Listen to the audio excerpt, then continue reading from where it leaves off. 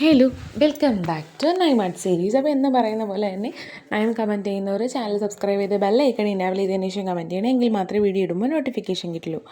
അപ്പോൾ ഇനി നമുക്കത് ഈ തീംസിലൊക്കെയാണ് നൈം ഇടാൻ പോകുന്നത്. അപ്പോൾ ഫസ്റ്റ് നൈം നോക്കിയാലോ. ഫസ്റ്റ് നൈം എന്ന് പറയുന്നത് അഭിനവ് കൃഷ്ണനാണ്.